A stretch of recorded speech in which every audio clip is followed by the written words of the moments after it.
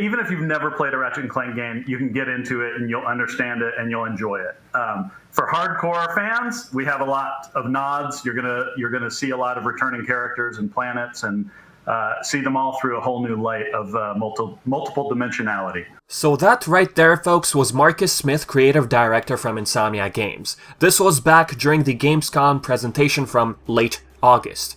So yeah, like you just heard, he mentioned that for hardcore fans, in other words, longtime fans of the series, well, there will be lots of returning characters. He didn't say some, he said a lot. Insomniac confirmed, by the way, that Rift Apart will be a full-length game. So basically, what Marcus Smith said is what we should be expecting, and with that, I thought this would be a super fun topic. Do keep in mind, however, that Marcus Smith mentioned new light for these characters, thanks to the whole dimension theme of Rift Apart. Whether or not this means every returning character will be alternate, we don't know really. Regardless of what's to be expected in Rift Apart, alternate character or not, I still think it'd be fun to discuss returning characters in general. So yeah, with that said, let's discuss what characters we'd love to see return. First thing, I'm not saying to turn this into a soap opera. Who is the father? Oh, your evil twin brother, Engelbert. But Janice, I am Engel. But I'm curious to know about Ratchet's status with Talwyn. We presume that they're still together. After all, she is confirmed to be Ratchet's girlfriend as of 2018 in the 15th anniversary art book. Let's not forget about that one. Anywho, with that said, the first character I would like to see is the character I just spoke about, Talon Apogee. So you're a Lombax who's never seen another Lombax, doesn't know where they are or what their secret is. That's so... ironic? I take it he's the smart one. Considering how Rift Apart is both for newcomers and longtime fans, if Talwyn is brought back, I'm really curious to see how they're going to explain how these two even met in the first place. This is not a sequel to the 2016 game. The 2016 game, as of right now, it's a complete standalone thing for the movie. This is a continuation to Into the Nexus, albeit not directly linked to the exact scenarios from Into the Nexus, but this game lies in the timeline, the original timeline we call it. If you think about it, going back to the reimagining, Ratchet was new to the whole hero thing. He had no girlfriend. Ratchet in Rift Apart, I'd say, is close to his 30s by now. Yes, I'm comparing Lombax years to humans just for the sake of simplicity. So yeah, with him, I assume approaching his 30s, I don't mean to say that Ratchet should become a papa or anything, no. It's just Ratchet we have now is a mature Ratchet. Everything he's experienced throughout his lifetime, that's what brought him here. He has a hero status now in the galaxy. The gameplay, the extended demo makes it clear. People are aware that Ratchet and Clank are around. Now speaking of Talwyn, since we assume they're still, a couple, are they just gonna toss her aside? I hope not. At least reference her. Like how she was simply referenced in A Crack in Time, albeit very, little, minimum. Well, I do wish that A Crack in Time had more of Talwyn, but all I'm saying is, I hope they do reference her to some extent. Whether or not she makes it into Rift Apart. Where is she, by the way? The last time we saw her, where we definitely saw a boyfriend and girlfriend dynamic, well, that was Into the Nexus.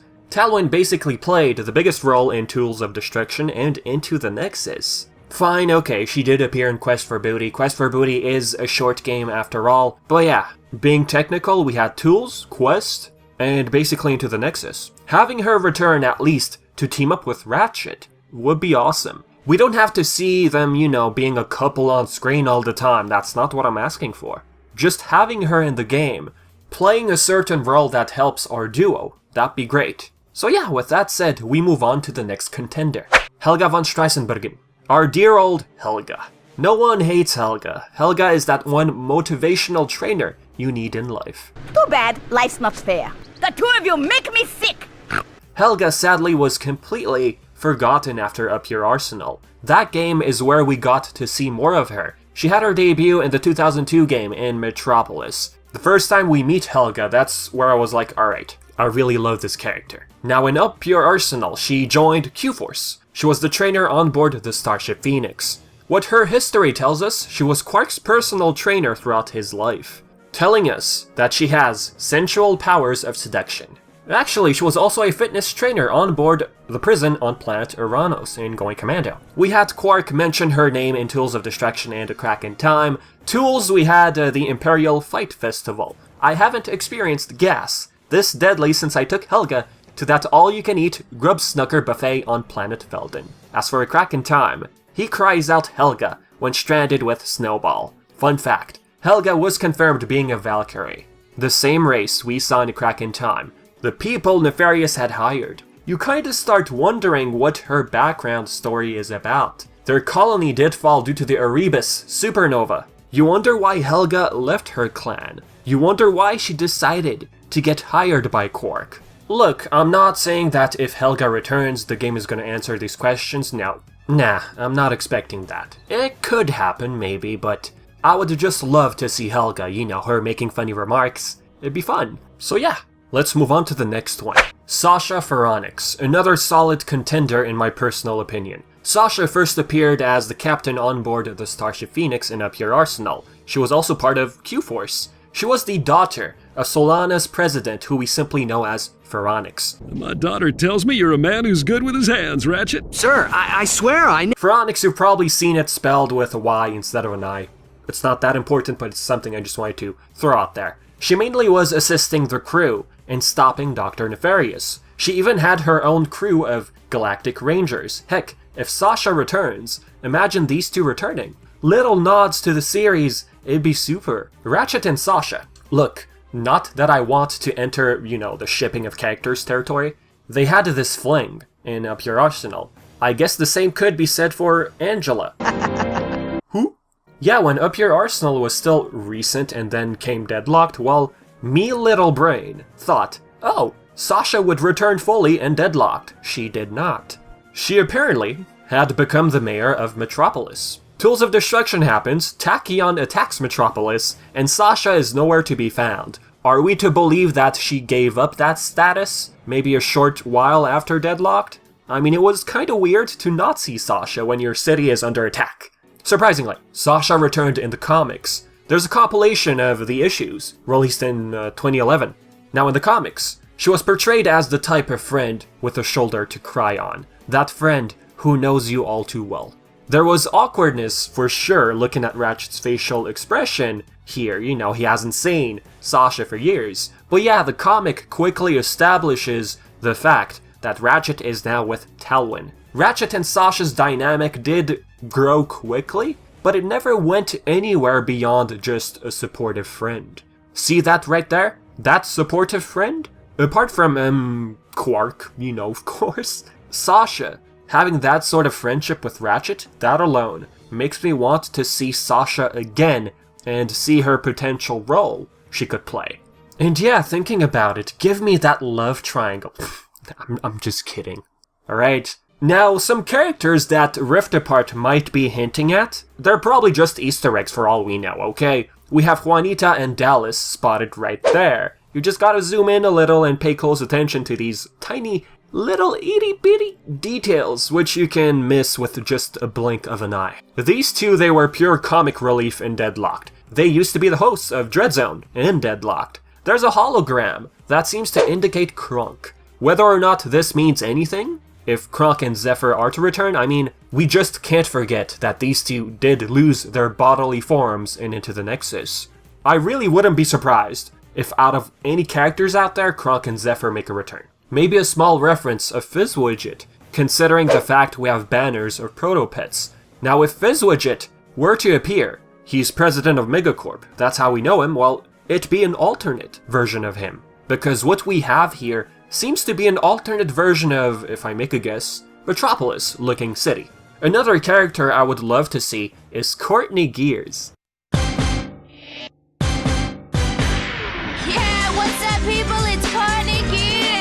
Yep, our Nephi, short for Nefarious, originally did have ties to Courtney Gears, so I wonder what an alternate Courtney Gears would be up to with this alternate Nefarious. Is she the top pop sensation in this alternate universe? Is she still working with this Nefarious? Is she producing another propaganda song for this Nefarious? After all, this alternate Nefarious does want to get rid of organic life forms, so he could maybe team up with Courtney Gears again, you know, working low-key together. As for our Courtney Gears from Up Your Arsenal, while she was a pop sensation, like I just said, she had a song titled Robots of the Galaxy. It was propaganda. Even if that song was considered controversial, it was still popular enough to give her a huge status in the galaxy. Despite teaming up with Dr. Nefarious, it didn't mean the end of her career. Even if Ratchet dealt with her, she still, you know, went on with her life. The last time we heard of her was basically deadlocked. She got wrapped into the whole Gleam and Vox deal, musical deal and stuff, around the time of that game. She appeared in a promotional video with Reactor. Around that time, she was doing market research for a new album. Anyway, it's currently unknown about her status. Seeing her appear, alternate version or not, it would be an awesome surprise for longtime fans. Another absolute big surprise for me would be to see these two guys return, Merc and Green. They were originally warbots, recovered by Big Al as companions for Ratchet. They, later on, tried choosing a quiet life, from working at Galaxy Burger to wanting to run Ratchet's fan club. All in all, whatever characters we see, new ones or familiar ones, they could honestly be from either our universe or alternate versions. So in the comments section below, tell me, let's see, 3 characters you would love to see return in Rift Apart. And with that, do you feel like they would implement an alternate version of those characters, or do you expect those characters to be from our own universe? Leave your thoughts in the comments section below, alright guys? And as always, thank you so much for always tuning in, and yeah, I've been VTNVIVI, and thank you so much for watching.